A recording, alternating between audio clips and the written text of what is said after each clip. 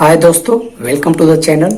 और आज के इस वीडियो में हम लोग बात करेंगे कि अगर हम लोग का जो अभी का जो प्रेजेंट वैल्यू है, अगर मान लेते हैं कि किसी वस्तु का दाम अभी 100 रुपीज़ है, तो उसका आने वाले 4-5 साल में उसकी क्या वैल्यू होगी और किस इंटरेस्ट पर क्या वैल्यू होगी, उसी सब के बारे में हम लोग जानेंगे और सिंपल भाषा में समझेंगे।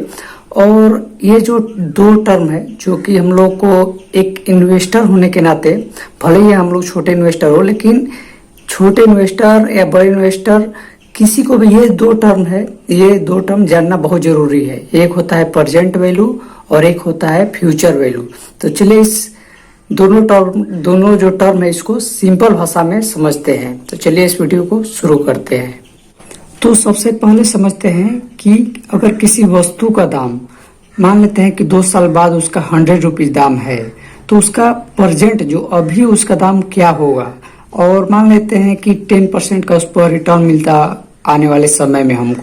तो सबसे पहले मान लेते हैं कि एक वस्तु है, कोई वस्तु है, उसका 2 साल बाद उसका दाम अगर 100 रुपीज़ है तो उसका प्रेजेंट वैल्यू कितना होगा। तो चलिए इस फार्मूला से निकालते हैं। तो पहले फार्मूला आप लोग देख सकते हैं कि प्रेजेंट वैल्यू बराबर होता है future value by 1 plus interest rate पर पीरियड के पावर, जितना टाइम के लिए हम लोग इन्वेस्ट किए रहते हैं यहाँ पर रखते हैं। तो सबसे पहले आप लोग यहाँ पर देख सकते हैं कि मान लेते हैं कि 2 साल बाद किसी वस्तु का दाम 100 रुपीज़ है और 10% का जो रिटर्न है वो यहाँ पर लिखा हुआ है और 2 साल के लिए हम लोग इन्वेस्ट कर रहे हैं। तो आगे जब हम लोग इसको कैलकुलेट करते हैं तो आप लोग यहाँ पर देख सकते हैं कि उसका जो प्रेजेंट वैल्यू जो निकल कर आ रहा है वो आ रहा है 82.64 रुपीज़।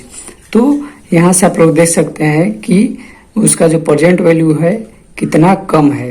तो यहाँ से आप लोग एक सिंपल वे में किसी भी चीज़ को कैलकुलेट कर सकते हैं। अगर किसी का फ्यूचर वैल्यू दिया हुआ है तो उसका आप लोग प्रेजेंट का वैल्यू निकाल सकते हैं।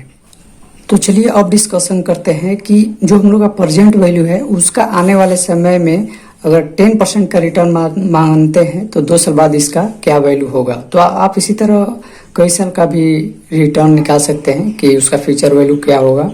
तो अभी हम लोग 2 साल के लिए लिए हैं। तो आप लोग यहाँ पर देख सकते हैं कि मान लेते हैं कि अभी हम लोग के पास 100 रुपीज़ है और 2 साल के लिए इसको कहीं इन्वेस्ट किए हैं और मान लेते हैं कि उसका 10% का रिटर्न मिल रहा है।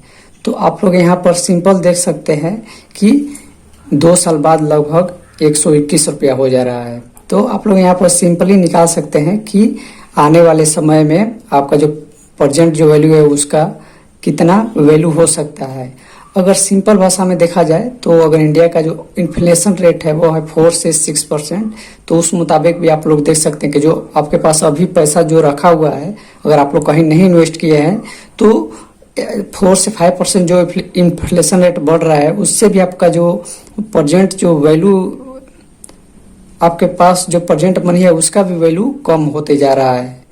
तो आज के इस वीडियो में हम लोगों ने देखा कि प्रेजेंट वैल्यू और फ्यूचर वैल्यू में क्या डिफरेंस है और उसको कैसे कैलकुलेट करते हैं।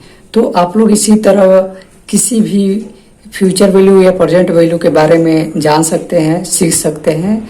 तो चलिए मिलते हैं इसी टाइप के इंटरेस्टिंग वीडियो के साथ। तब तक के लिए बाय बाय।